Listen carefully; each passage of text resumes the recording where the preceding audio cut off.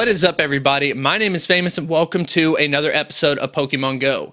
In today's episode, we are going to be doing a community day guide for Larvitar Community Day.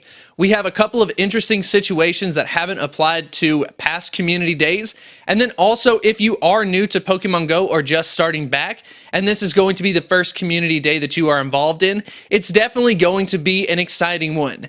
If you do enjoy this type of content and it is helpful, be sure to like and subscribe. But without further ado, let's get into the video. So the first thing that I wanted to talk about is how important is Tyranitar with the new exclusive move. So the exclusive move is Smackdown, which is a rock-type move. And because of this move, it officially makes Tyranitar the #1 rock-type attacker in Pokemon Go. And it's not just by a small margin either. It's actually going to now outperform Golem by 16%. Unfortunately, Smackdown did receive a little bit of a nerf than what was previously believed, but it's still going to be the #1 Pokemon from a rock-type perspective. The next pieces of useful information is actually going to be at the Pokemon Go website. I will have a link in the description, but let's go ahead and cover some of the details. The first thing that we have to look at is when you visit the website, you can actually change the time zone to your current time zone so you can know exactly when the event is going to take place. And during the event, there's going to be a 3x catching bonus for experience during the hours of Community Day.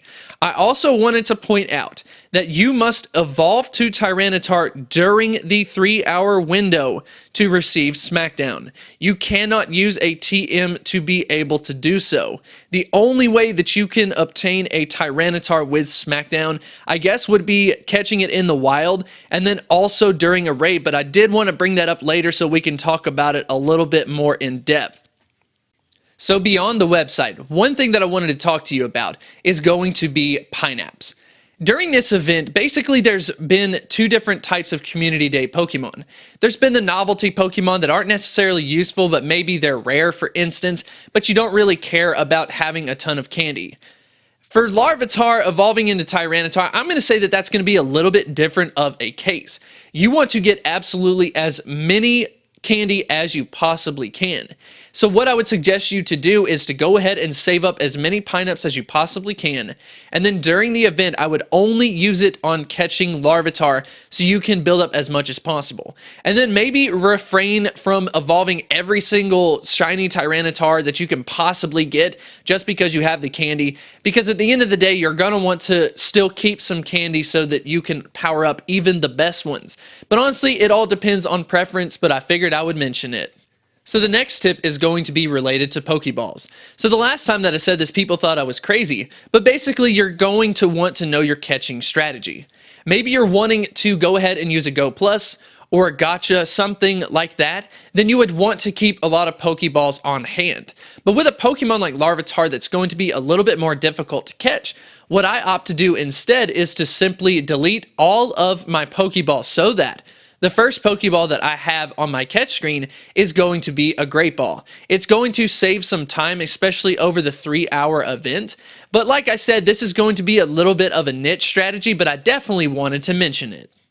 So the next piece of information that I wanted to talk about is not necessarily catching, but how you can obtain Larvitar from other means. So we basically got 3 methods. The first one is going to be from a quest. You can get a 3 excellent throws in a row quest that will give you a Larvitar.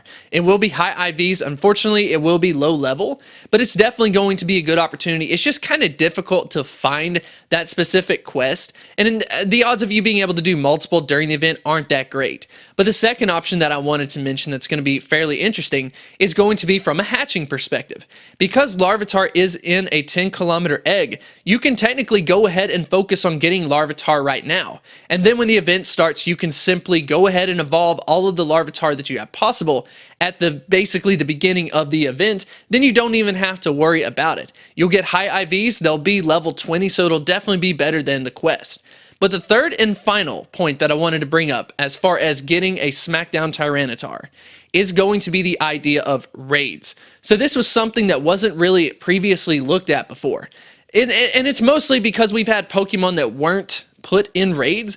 For example, when we had Ampharos, Ampharos wasn't in a raid, so there was no way to obtain an Ampharos like that and then obtain the exclusive move. But in this case, it is confirmed that if you do a raid during the 3-hour time period that is a Tyranitar raid, you will have access to SmackDown. Not only will you have access to SmackDown, you could theoretically catch a shiny out of it too. And then third, and kind of the best feature that I'm seeing from it, is that you automatically save 125 candies because you do not have to evolve your Larvitar into a Pupitar and then into a Tyranitar. So personally for myself, and what I want to suggest to you, is if you see a Tyranitar raid during the community day event, you should drop what you're doing and absolutely go focus on that. You're going to save candy, you're going to have a high IV option, and then you also gain the exclusive move. So these are all the tips that I wanted to offer you for Community Day, specifically for Larvitar. It's going to be a little bit different as we go through each different Community Day, so I definitely felt like I should start making these on a per Community Day basis. But anyways, if this did help you, if it did enlighten you in some way, be sure to slap a like on it and subscribe if you like this type of Pokemon Go content, and I will see you next time.